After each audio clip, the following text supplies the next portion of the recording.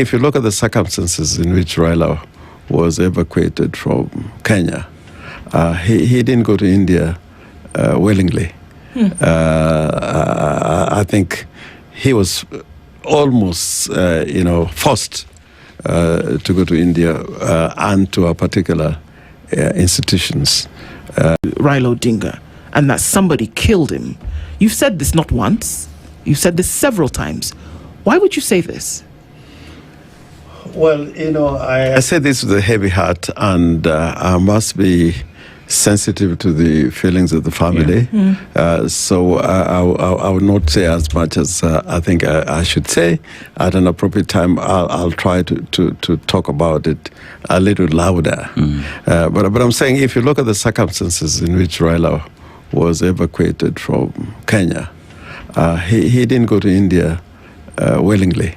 I think he was almost, forced to go to India and to a particular institutions with a company of certain individuals who I have a lot of questions to raise about them. And, we don't have a post-mortem report now. But looking at all the elements Raila had, which were in the public domain, the ones which are in the public domain, it's quite clear that, what caused his death had nothing to do with the elements that he had. So I believe that there was some intervention, and if a proper inquiry is held and established, the truth will come out. Now, I say this because I was in the case, the inquest for my friend George Captain. I was in I was a family doctor for Mutula Kalonzo Senior. I was in the Oko murder trial. And sometimes even when professionals tell you that this is what happened, it requires verification. Oko, when he died, somebody suggested, and these were government people, that he committed suicide and then burnt himself. Right. I was in the Julie Ward trial.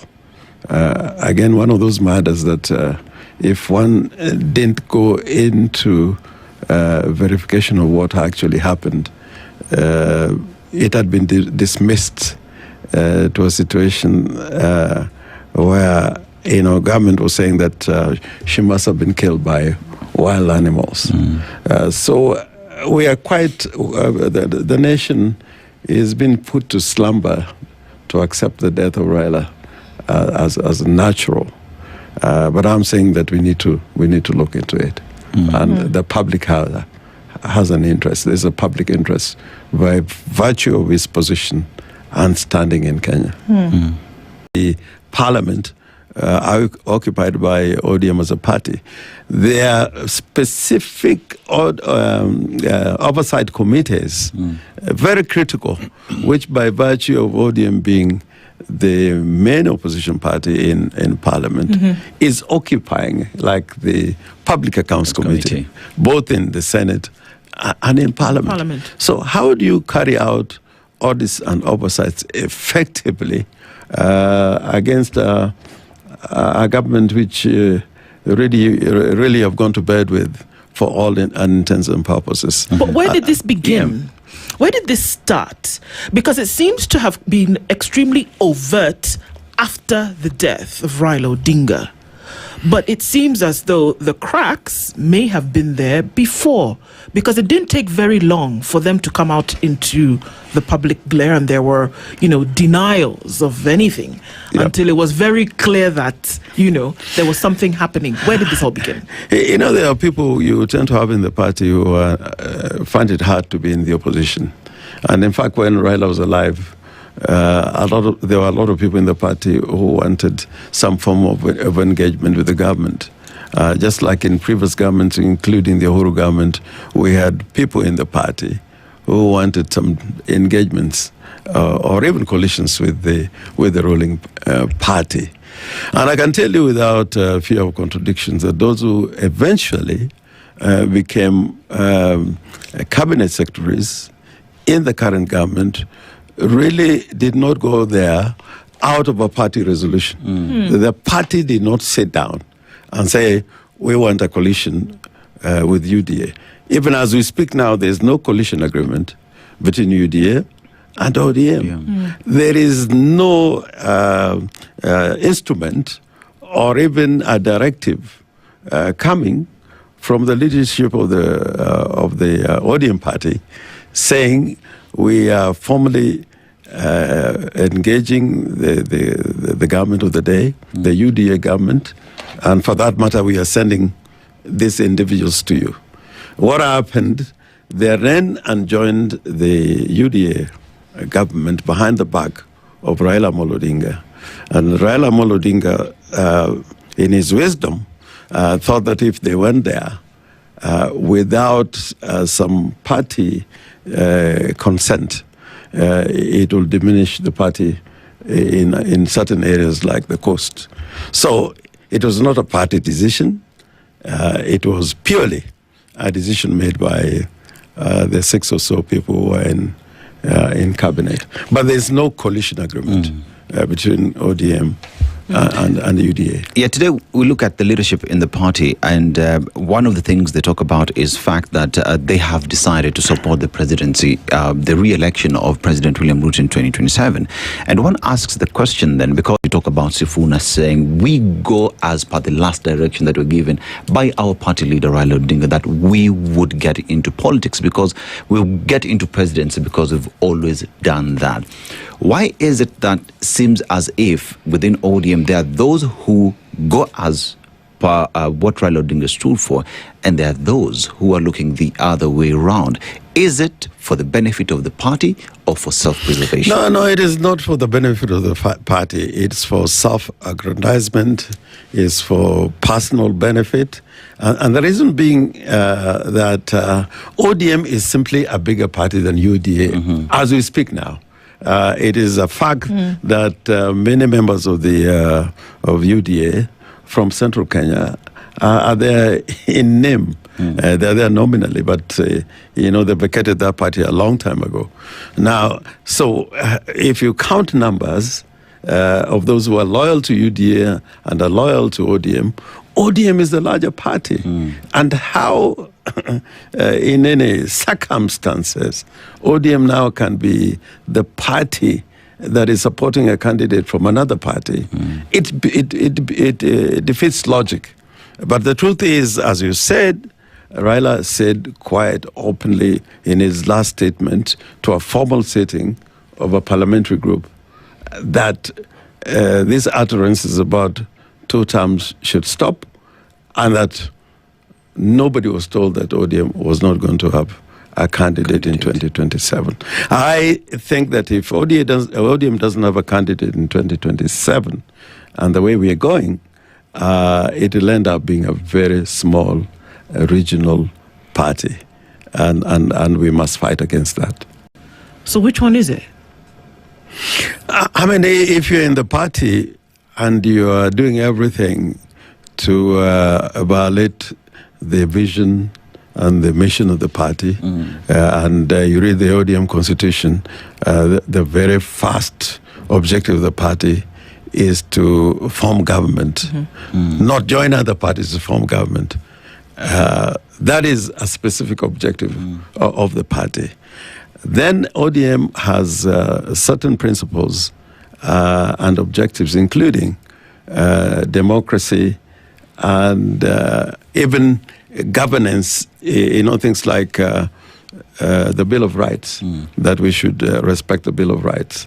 Now, in all this arrangement, ODM is not only becoming the junior partner in the arrangement, but also every day as we associate with UDA, we are violating the very foundation of the principles that makes ODM ODM. So the Linda Ground Group I think they're being transactional. They're simply trying to do a brokerage, do a deal without protecting the soul of the party. The Linda Mwananchi Party, group, is fighting for the soul and spirit of the party and maintaining the integrity of the party. Or part of the leadership which is trying to impose positions on the party and the membership of the party. And you're quite right. Logically, what should happen is that if there was any coalition to be formed between the party and any other party or parties, the party itself, using its organs, should sit down and have a debate and then set the principles and the minimum requirements for such a arrangement to be entered into. It should not be a top-down arrangement.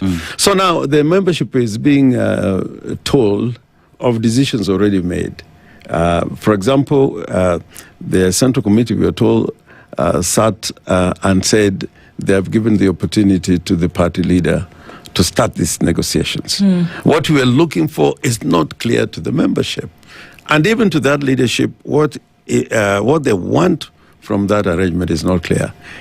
Sometimes they say, the very minimum is the vice presidency. Sometimes they say they don't want it. But it should not be about just positions. I think the bedrock should be the interests of the people and the membership and the nation at large. Is this the end of ODM as we've known it? I don't think it's the end of ODM. I think we have young people in ODM and other very principled people in ODM. And the Raila legacy, I don't think, is going to die. They are trying to kill Raila politically. Raila passed away, in circumstances that we were all taken by surprise. But now they are trying to kill Raila politically because we must protect that legacy. And even as a party, I think Raila built what is truly a national party. I think ODM is a party we can say today that has got footprints nationally. I remember when we were in Fort Kenya, even under Jaramogi Oginga Odinga, the party was, in terms of the members of parliament we had at that time, were basically about 30 members, largely from Nyanza and partly Western. But Raila then built a behemoth, political behemoth, which now had members of parliament from all over the republic. Now we are being reduced to a tiny little party that talks about tiny little issues like positions instead of addressing the larger issues, including the issues that are well spelled out in the Memorandum of Understanding. To do this, he said publicly that he has no benefit. There's no benefit to him if ODM disintegrates. He says that, everybody continues to run their political race. So of what benefit would it be to him if ODM is a shell of what it used to be before?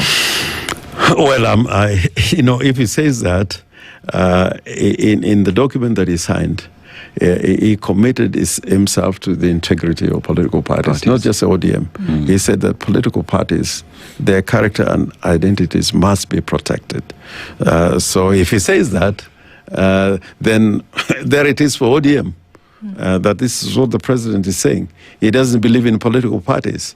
I think President Ruto is cut from the same cloth like most of the original dictators in Africa. It's just that we have a good constitution. But left on his own without a document like the constitution we have, I think his tendencies and inclinations to have an imperial type of presidency. So if ODM stays in bed with UDA, which is what is happening right now, you can call it whatever it is, but if it quacks like a duck, your guess is as good as mine. Now, if this happens and William Ruto is the presidential candidate for this, whatever this may be, of course knowing that the broad-based government is not a coalition agreement between the two parties. That has long been established. But if this were to happen, where the endorsement of current President William Ruto in 2027 then becomes almost like a coalition, what happens to folks who may want to vie for positions in the future whose creed then is in complete dissonance with the coalition? I think the choice will be made at the right time, but it is imminent that will happen because if you force people to be part of a party which is going to bed with your adversary, then you have to make a decision. And Kenyans, you have seen even at the time when people glorified KANU, when there was an instance to move from that party in 1992. A lot of people moved from KANU. But the danger is that he succeeds because disorganization is part of his tool. Just disorganize everybody.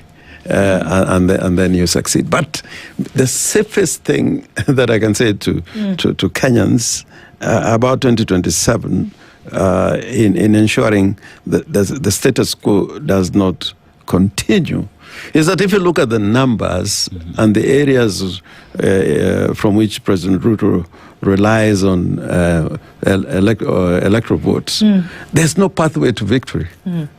There's no pathway to victory for him unless the opposition does not get its act together. So what would that look like for James Orengo, for example? I mean, you're an ODM MP, ODM senator, ODM governor, and if this now looks different... ODM minister. ODM minister. I mean, you've been through all of it. Party under the name Linda Mwananchi, with that the principles of this faction are the ones who've given the go-ahead for it. But you've come out to say very clearly that it is not you, and that you've asked the registrar of political parties to decline to accept that registration application. Sounds like something may be cooking, and that you are saying that you smell a rat. What's going on?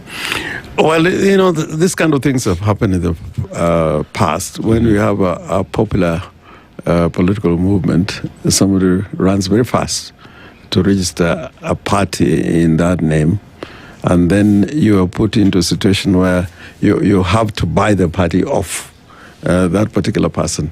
This happened with ODM actually. Yeah. Is exactly what happened to ODM. But sometimes the state would sometimes do that if they think that the movement would grow into a political party, then they would stem it by causing the registration of that party with other persons as officials and members. But certainly it is not us, and it is not our intention to register a political party because we are members of ODM, and we want to remain to be members of ODM. Yeah. One would ask the question then, what's the end goal here? Because we were talking about, as members of ODM, there are two factions. So we have Linda Ground, we have Linda Mwananchi. What's the end goal for the Linda Mwananchi faction that is in ODM with regard to, first of all, vying for re-election through ODM, but still under the faction Linda Mwananchi? What is the end goal? Is it to fix ODM? Is it to kick out individuals that are not playing by the rules? What's the end goal? In political movements, political parties, you normally have caucuses. Yeah, you may have a caucus that is concerned about the environment or human rights. So Linda Mwananchi is interested first in defending and protecting Raila's legacy. Secondly, that public documents which were pronounced and were in the hand of Raila Odinga, like the Memorandum of Understanding, which is expiring on the 7th of March this Saturday, actually, and an article report that all this should be implemented. They should not be thrown into the dustbin. Because we have a group within the party that are just interested in being in government, irrespective. Whether it's an ODM government, they want to be in government. And that is happening already, because you've got ODM members in a UDA government. And they're making a lot of noise about it. There are other people who come from other political parties who have ended up in the broad-based government, people like Mutahi Kagwe and others. But they're not making all that noise. They're just doing their work. One, we want that legacy, and secondly, these instruments to be complied with. And thirdly, we want the party to be in the right hands. Okay. Yeah. Are we envisioning a situation where both Linda Mwananchi and Linda Ground would come together as ODM members to squash the problems and have a united ODM? And what will it take for us to end up there? We're open to that. We're open to that.